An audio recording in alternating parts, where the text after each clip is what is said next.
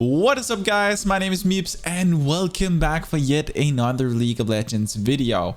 So today we're playing one of my absolute favorite champions because this champion is not only very good, but also super challenging and super fun to play. She is a champion that does require practice, and this is probably one of the reasons why her win ratio is slightly low for the most part. And this video was actually also requested by a couple of our subscribers, so thank you, Hem and Luri Andres. I really appreciate it. Today we are of course playing Kalista. So Kalista is quite frankly a really fun champion to play. She's, in my opinion, one of the hardest champs, but also one of the champs that really makes you feel like a beast once you master her. She's a champion that I personally think works best with melee support. Someone like Tarek is actually not a terrible choice at all. But yeah, overall she's just a really fun champion. When the game starts, then you are gonna have this item in your backpack. You want to use this at the shrine if possible, or at least beneath a tower, which is the reason why I'm kind of holding on to it for now. And we're going to make sure that we use it as we come down to the tower here, such that we don't die, or otherwise we're going to do it in shrine sometime. But yeah, in today's video, what we're going to do is that we're going to talk first a little bit about how or who Kalista is for, like skill-wise as a player, like who she's for. And then we're going to talk a little bit about her abilities, how they work, what they can do, how they work together.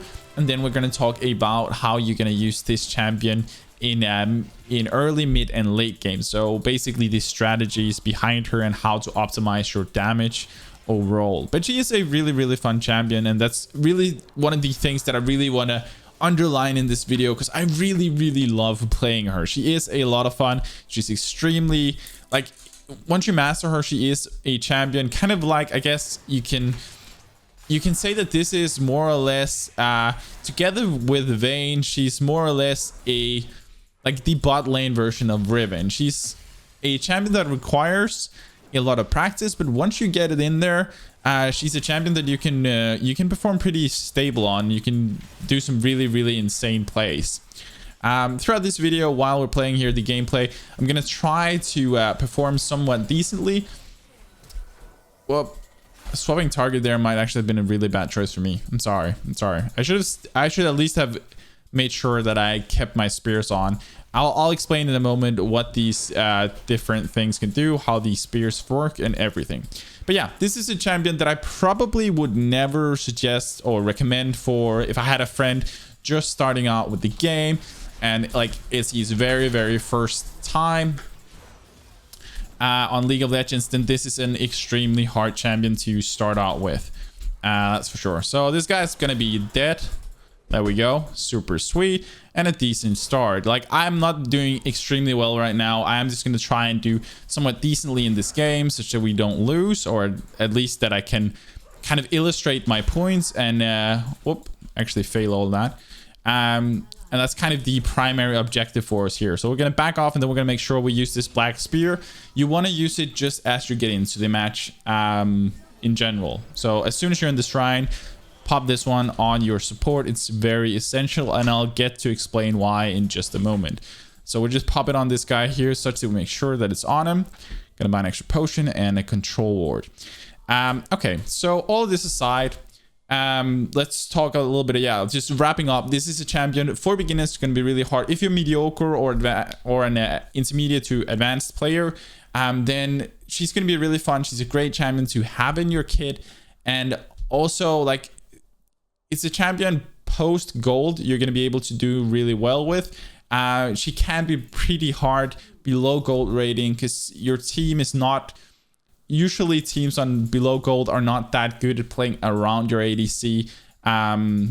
But she is still, you can still hard carry if you really learn to master her, because her kiting abilities are absolutely ridiculous. And that this comes from her passive, and this kind of leads us to her very first spell. Let's see if we can back up around this. Should actually just be a free kill. Thank you. So this actually leads us to our first spell, and our first spell or first ability is our passive called Martial Pose. What this ability can do is that every time that Kalista attacks or throws her spear, then she can do this jump. She can also like stand still, but if you click and you click to the side, she's gonna jump. The range she jumps, like how far she jumps, is determined by free kill. I like it. And he should die right here. There we go. And there's gonna be another one. Sweet. Do you want to be a part of it, Varus? I'm right here, buddy. I'm right here. But every time you attack, you are able to do this jump, which is super, super nice. Getting good at using this jump is a big part of Kalista. It's what really separates a decent player from a great Kalista player. So it's something you really want to practice, and you want to try and practice doing it in ways that are unpredictable, moving in half circles around your target, swapping between different targets, etc. This is a key component of being a good Kalista, is really learning how to kite around using this jump. And as you get further into the game, getting more attack speed and more movement speed, then the jumps are going to be longer, but also you're going to be able to jump much more frequently because you're going to be attacking your targets faster. So it's something you really want to get good at, because you can do insane kiting and really outplay your opponents with this passive. It's really what separates, I would say, Kalista damage wise can in a sense be compared to something like Kog'Maw, except she has a lot of mobility, and Kog'Maw kind of like Kog'Maw out damages her a bit, but she's up there. She can do a really good chunk of damage. But that's kind of what your passive does. One thing to note is that your passive also kind of changes how much damage Kalista does. So instead of doing 100% of her attack damage like most other ADCs, then she only does 90% of her damage on targets of her attack damage. But it's a thing you don't really need to remember, because you're not gonna notice it at all as you're playing. But I feel like it's a nice thing for you to just no. I just don't want to skip over it. And one thing is, you cannot cancel Kalista's auto attack. So once you start an auto attack, then once she starts throwing the spear, you cannot stop it. She has to finish the animation. And if her target runs out of vision, then you are going to miss your attack, dealing no damage. So this means that if I'm casting a basic attack onto Varus and he runs in here, then yeah, I'm just going to deal absolutely 0 damage to him, which kind of sucks. So it's something you want to stay aware of. Make sure you have vision on your targets as you're basic attacking. But that's all your passive does. It's a cool, very cool thing. Because this champion is kind of tricky, I'm actually going to start off by explaining our E, then go to our W, and then our Q. The reason for this is that the Q and W doesn't make a lot of sense if we take them in chronological order. It makes a lot more sense if we start with the E, because the E is kind of what Kalista's kit works all around. Can't believe I just missed that minion from sitting here talking. But that's kind of what everything works around. So her E is called Rend, and Rend is absolutely insane. It has two sides of it. It has a passive, which is every time Kalista throws a spear, then this spear is stuck in her enemies. You can see it here. The cool thing is that Kalista can stack infinite number of spears in her targets, which is pretty cool. Like, you can see whenever we attack somebody for a while, you're gonna be seeing a lot of spears just sticking out their stomach, and it looks pretty freaking cool. I'm not gonna lie, it looks pretty freaking cool. But that's kind of her passive. Every time she attacks something, this spear is stuck in them, and it stays there for 4 seconds, unless like the duration is refreshed every time you put a new spear in there. But if you don't attack your target for 4 seconds, then these spears are gonna disappear. And that's kind of the passive side of this one. And you might wonder, but what does it do, MipZ? What does it do whenever these spears are stuck in the stomach of your enemy? Well, here's the cool thing. Rend also has an active effect. the active effect is that you can click your E, and for every spear in your target, you're going to deal a chunk of damage. The first one is going to deal double damage compared to all of the rest. So if I throw a spear into Swain and I click my E and he only has one spear in him, then that first spear deals, or that first rend deals a good chunk of damage. This is one of the portions that really makes Kalista able to poke very, very efficiently. And every spear after that, meaning like the first spear here, this is dealing double damage if I click E. If I out attack this one of these things twice, then the first spear it rips out is going to deal full damage or double damage. The second spear is going to deal half damage. The third spear is also going to be dealing the same as the second, and every spear from now on is going to deal the same damage. So it's something you really want to remember. So if you can pop off your E, then there's a good way to do it without... Oh, what is going on here? Okay. I did not actually expect this. I'm gonna save my my dude here. All right, this might not be ideal, but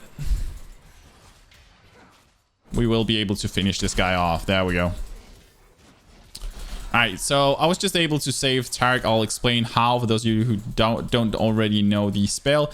But let's just finish off the E, because the E is a very important part of playing Kalista. So, oh, I actually think there might be a free kill in here. Yep, I'm gonna flash out. Let's hope this warg doesn't come down here. I could have played that engage a little smoother. Staying here right now might be a little risky. I actually need to back out. I'm gonna leave those two minions just because I'm afraid the warg is coming down here. Anyway, let's explain the E really, or try to explain kind of rapidly. So what your E does is that the passive side, what we talked about, applying infinite number of spears to your targets. And the use part is that you can rip the spears out, and this may kind of think of it like, yeah, just going over there and ripping them out just at a range, which is kind of weird. But this deals a heavy chunk of damage. The first one deals double damage, and every spear that is stuck in your enemy, apart from the first one, is going to deal half the damage, more or less. So if you have, I don't know, 100 spears on a target, which is kind of unlikely, but if you have 10 spears, then the first one deals, let's say, 100 damage, and the 9 others are going to deal 50 damage. So you can sum up all of this, and that's going to be the damage you'll deal from having 10 spears in your target. Additionally, every time Kalista rips out her spear and kills a target, doesn't matter if it's a minion or a champion, then her... Oops, actually wrong spell, I maxed there. Then, then her cooldown of her E is fully reset, and she regains some mana. At max rank of your E, then the ability is actually free in mana if you kill a target. And this is where the poking of Kalista really comes into play, and it's wow, this is actually really risky. She'd have, like, Ari should have taunted me there and killed me, 100%. Anyway, this is where it really comes into play with poking with Kalista, because what you can do is that you can put a spear into an enemy or into a minion, and then if you know for a fact that your Rend can kill this enemy, let's say that we have 2 spears in this minion, and I poke my enemy or the enemy champion, then I can rip out that spear and get my my Rend fully recharged and able to use it straight away again next time I apply my spears to the target, because I got the refund or reset ability from killing a minion. So doesn't matter if you kill a minion or a champion, it fully resets your E. So I'll see if I can do it here just to illustrate. So if I go up here, poke that one, and right there I can pop my E, deal a little bit of damage, and kill the minion. And oh actually the minion died just before. That's kind of awkward. All right, we'll try it once again. I'll do it a little bit risky just to make sure that we get it. Okay, so that guy actually took it. We'll have to try and find a minion to do it. Anyway, otherwise you'll have to take my word for it for now. Okay, we can do it here, I think. So if I do this, you can see I will kill the minion, and I got the fully recharged. Oh god, did not kill a minion. I'm gonna just wrap this guy in here. Oh, whoop. And this should be a free kill as well. There we go. Nice. This target is actually not doing a bad job. Anyway, it fully resets and it deals a good chunk of damage. A big part of Kalista is also like kind of summing up in your head how many spears you have applied to your target, so how much damage you are gonna do. This kind of comes into a little bit of math. The way I do it, the way I do it is fairly simple, and I'll try to explain in just a second. Just need to, as you guys can see, like how we're kiting this guy around. Like literally, he just can't sit on us.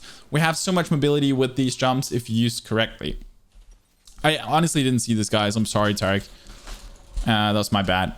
Anyway, let's go back, get this one, and get ourselves, start building a Bloodthirster. There we go. All right. So right here, I think we are gonna rotating top. All right.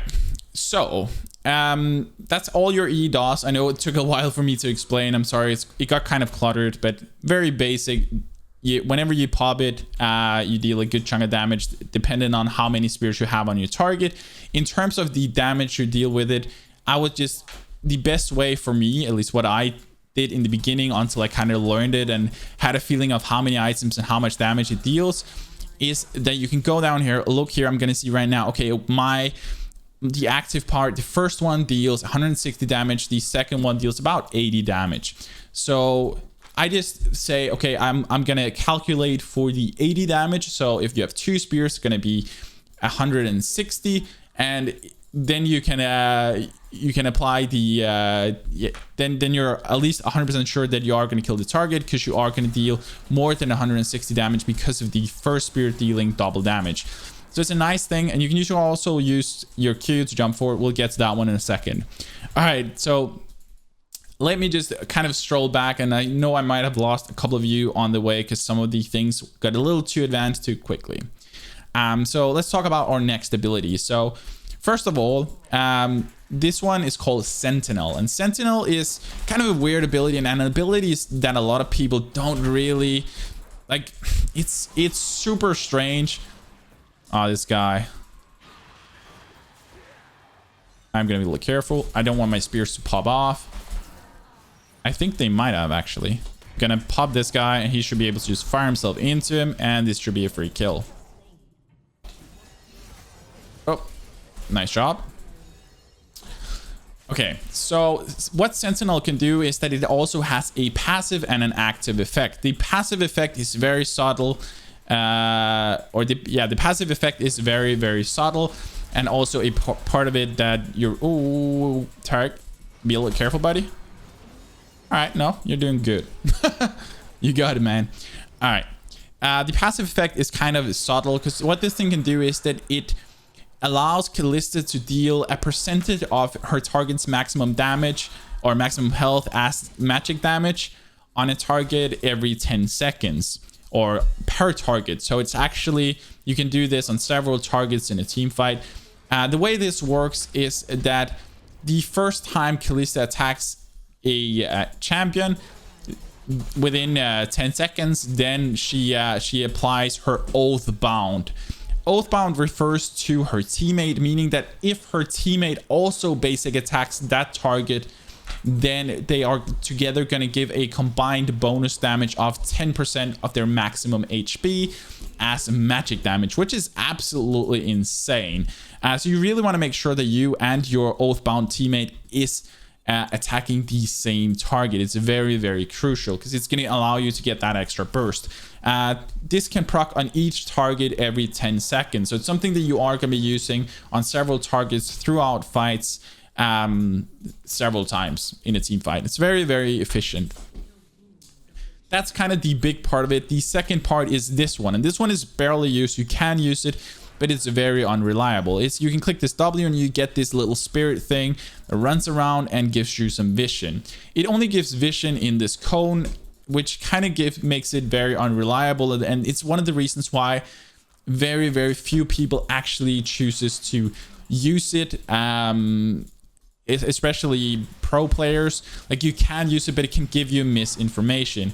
And what I mean with this is that if I set this one to walk down here, then it's very easy for the enemy to run around it. Let's say that I want to scout in here. I'm gonna pop this guy, he's gonna run around, and like it's very easy to dodge it. You can see just how, and yeah, kill it by 2 auto attacks as well, but it's very easy to dodge around it, and that way it's going to give misinformation to your teammates about, oh, nobody's here, because the spirit is here and it hasn't detected anything. But it's very easy to walk around it, which makes it very hard to actually use for anything useful. What I mostly use this ability for is if I'm chasing someone down. Oh, we need to kind of kite out to the side here, get a kill there. I am going to be able to just kite out as much as possible. And we are going to be able to just finish this fight off. There we go. Sweet. So it's something you really want to think about. I mostly use it if I'm fighting up here, somebody runs into the bush who's a melee, and I pop my W to scout vision for me in there such that I can attack them. That's more or less the only thing I personally really use this one for, is like these kind of subtle visions, or if I know for a fact that they're on Baron or something else, I can pop it to give us kind of an insight, but that's it. That's all I use it for. All right, so that's that spell. I'm really sorry about everything being so slow. Our next spell is called Pierce, and Pierce is super simple. What this thing can do is that it allows KALISTA to throw a spear, dealing a good chunk of damage, applying your martial arts, which means that you can actually jump. I cannot believe they just finished the game. Okay, I'm gonna just try and explain everything without the game being there, because I really want to finish this off. But very importantly, your Pierce allows you to throw your spear, dealing a good chunk of damage. And yeah, that's kind of all it does. It applies your martial pose, it applies the Sentinel, so if your teammate also attacks that target, then you'd get deal the extra damage from the passive side of it, so you deal the extra 10 or 12%. I think that one's dependent on the percentage of HP your target has left. And it applies a spear, so you can rend the target. That's pretty important, but that's kind of all your Q does. It's very simple. Oh yeah, one side of it as well is that if you're attacking a minion and you throw this spear and it kills the minion or the champion for that matter, then any spear on that target is going to be applied to the target behind it. This is very useful in laning phase, because what you can do is you can actually use these minions to apply more spears to your target. So if you have a champion running around his back minions and you apply 2 spears to him and fire off your Q, then you'll be able to apply 3 spears directly to that target if you kill the minion and hit the champion with your Q. It's very useful. Also, you can use your Q to jump over walls. As you guys can see here, I'll just kind of find a post edit to put in here so you guys can see different ways or different places you can jump over walls. You can also do that with basic attacks, but it is a little bit harder. It's easiest with your Q. Lastly, we have this one is called Fate's Call. It's very simple. What this does is that you are allowed to pick up your Oathbound teammate, which in this case was Tarek. Then you can pick him up and you can just throw him into your enemy. And the first champion your target or your Oathbound, your teammate hits, that he's going to stop at the first target he hits and knocks everything around him up. And that's kind of how it works. It is the person you pick up, it's his choice of where he's going to get thrown to. All you do is just pick him up, pick your teammate up, and he's going to choose the destination. So that's what you can see. I use this in this game as well, as you guys can see here, how I saved Tarek's life. Instead, I just pulled him in and and then he could throw himself away, surviving the tower. That's what we did earlier this game. I'm going to put that in from post edit for those of you wondering. But yeah, that's kind of how that works. So ideally, when you're playing this guy in laning phase, what you want to do is you want to play as aggressive as possible, get spears onto the minions, and then get spears onto the enemy champion, and then rend them such that you kill the minion, resetting your rend and dealing damage to the champion. Just getting one spear onto the champion is really going to make it worth it. You don't have to get two or three or four. Of course, the more spears you can get onto the target, the better. But since your E deals double damage on the first one compared to the next couple of spears, then just getting that first spear in there is going to deal a good chunk of damage, which is kind of very important. But that's kind of overall that side of it. Play very aggressive in the laning phase. Make sure you poke. Use the minions to reset your abilities. And try and kind of count the damage you're going to deal with your Rend in your head. The way I did it, as I said, is just I calculate in my head for the lowest number of damage I'm going to deal. So I'm sure that I'm going to kill my target. But as you play the champion, you're going to get more of a feel of it than having to necessarily use math. But using math definitely makes it easier. But yeah, that's kind of just the overall of this champion. It's super cool. They can jump over walls. You can do all kinds of different fun things. And as you guys could see in this game, she is a very effective champion, very rewarding and very fun champion. She does work best with melee champions for the most part, since you are mostly wanting to throw your support into your enemy. But she does also work kind of well with champions like Narmi, etc. But you're more going to be using your ult for like saving your teammate rather than using as an aggressive measure. But I'm sorry this video got kind of weird and kind of shortened by the fact that the gameplay got pretty short. I hate that they surrendered this quickly, but then again, I kind of feel like it gave a good impression of, like, if you just do pretty well on Kalista. This was not a perfect game in any way, but I feel like it illustrates the point of just how strong she can be. She becomes really, really strong as you get the Hurricane, and that way your spears are going to be applied to 3 targets at once, allowing you to literally just shred people apart, which makes her super fun. But yeah, that's going to be it for this video. I hope you guys enjoyed it, despite the game cutting a bit short. If you did, then make sure to smash that like button down underneath. It really does help me out a lot. I really do appreciate whenever you guys do that. And make sure, if you're not already, to subscribe down underneath. It really would mean the world to me. It's been insane to see the amount of support we've gotten on the channel lately. Like, I honestly cannot believe it. So thank you guys. I really, really do appreciate it.